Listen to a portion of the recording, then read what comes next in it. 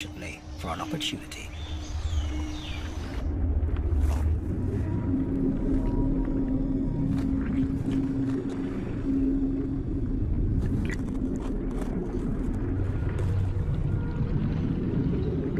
The Mata turtle. This bizarre creature has been polishing its deadly tactics for millennia.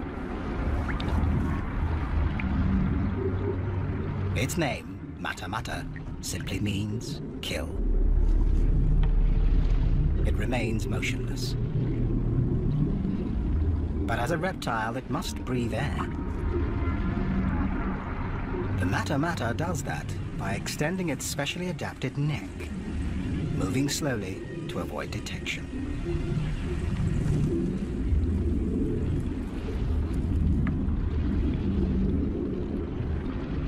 And using its snout as a snorkel.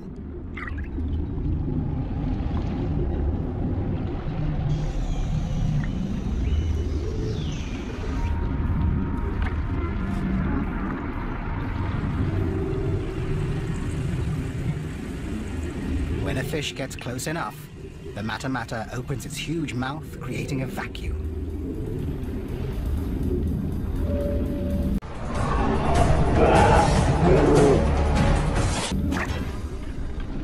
And sucks in its victim faster than the blink of a human eye.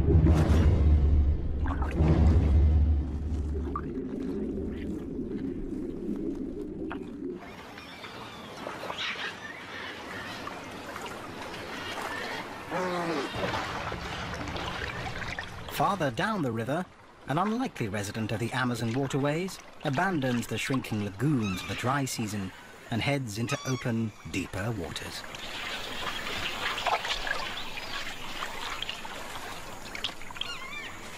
This is a male Amazon river dolphin.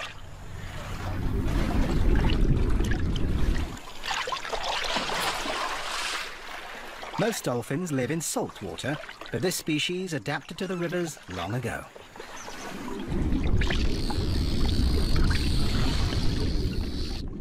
Now the entire basin is his playground. Like other dolphins, he uses sonar to hunt. That comes in handy in these murky waters. But unlike his marine cousins, unfused bones in his neck make it much more flexible. A crucial adaptation when he hunts in smaller rivers, often choked with tangled vegetation and tree roots. Males and females stay apart for most of the year. But now, at the height of the dry season, this dolphin has come to a wide stretch of water, looking for a mate. When he finds a promising female, he begins a strange courtship dance. The male tosses a piece of driftwood around, perhaps to attract the female's attention. If she accepts him, the pair will mate.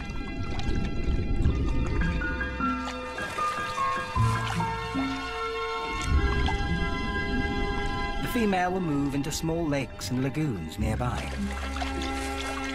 Quieter backwaters that will provide food and shelter as she awaits the arrival of her single calf.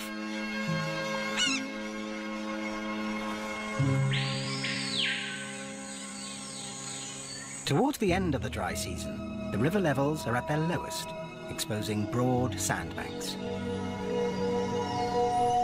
For one huge and ancient creature, this new and temporary landscape offers a brief opportunity essential to their future survival.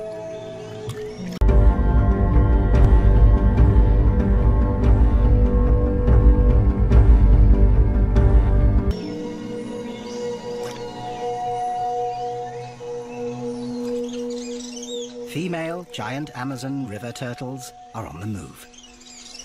They're powerful swimmers and may travel great distances. The females come to the same stretches of the river year after year.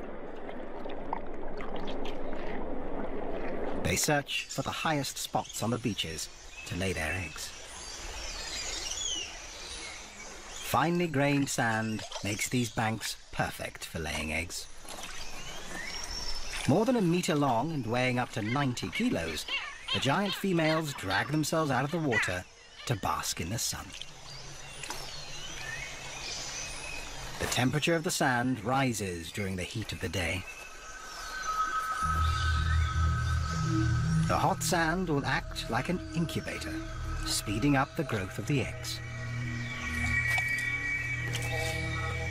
But it's dangerous.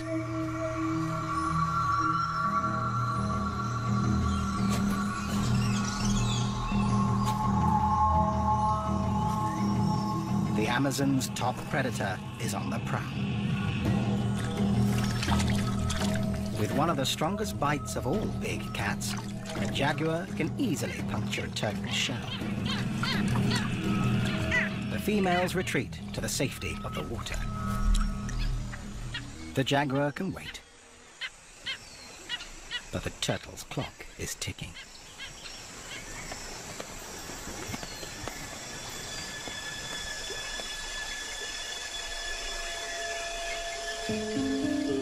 Under cover of darkness, one turtle seizes her moment.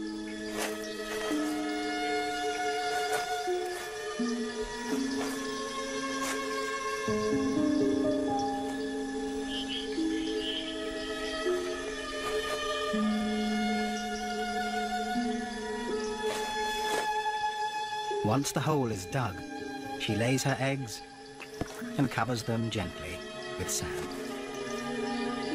If all goes well, they will hatch in 6 weeks. Her timing is crucial, and there is little margin for error.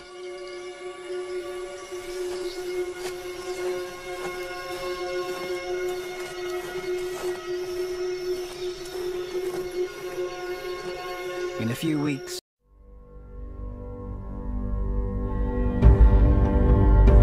the rains will return and the beaches will be washed away. The precious eggs must hatch before then.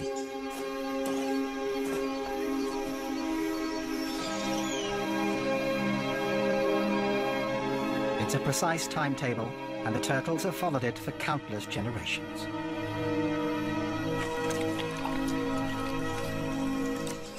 But the climate is changing here, as it is elsewhere around the globe. If weather patterns shift before the turtles have a chance to adapt, they could be doomed to extinction.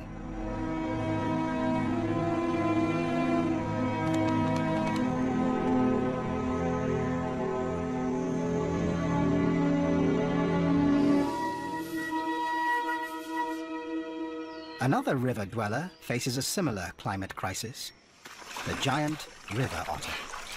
Giant river otters are rare and endangered, with fewer than 5,000 remaining in the wild. They're the largest of their kind, measuring up to 2 meters long. This family group has 10 members, headed up by Mum and Dad. They're highly social and constantly check in with each other using a variety of vocalizations. Their communication involves a complex system of sounds, scents, and postures. Locals call them the wolves of the river, and they are proficient predators. With their wing-like tails, webbed feet, and sleek fur, they're built for the water and have no problem catching enough to eat.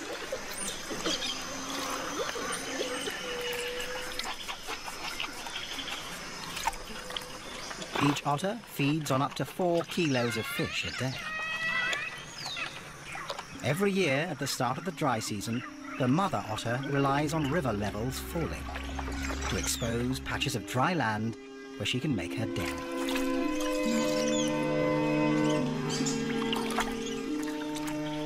These quiet backwaters provide a perfect place for young otters to learn and play. 14 weeks old, and the pups are still mastering the skills they'll need to survive. But it's a race against time. The rains are about to return, and the den will flood.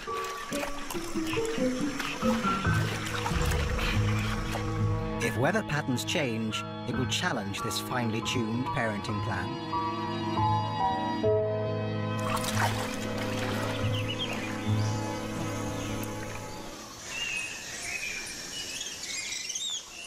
One creature may be better equipped to deal with climate change. It's the world's largest freshwater fish.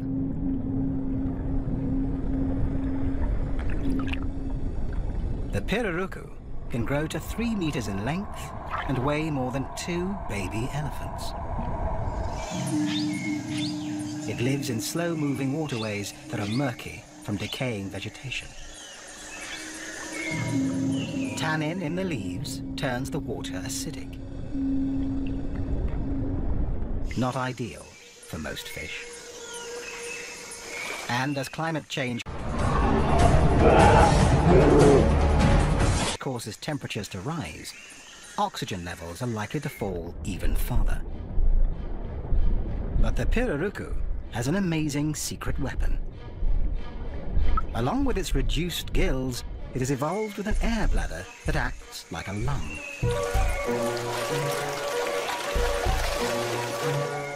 The pirarucu rises to the surface for a gulp of air, taking in oxygen through its mouth. It is uniquely adapted to exploit areas avoided by other large fish. And the low oxygen levels render its smaller neighbors sluggish, making them easy targets.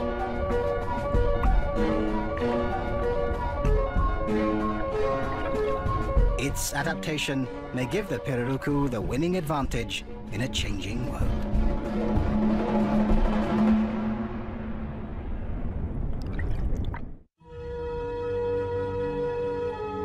Logging in the Amazon is turning stretches of forest into islands of isolated vegetation. Every species will have to be able to move or adapt in order to survive. And not all creatures are mobile. This pale-throated sloth prefers the security of the canopy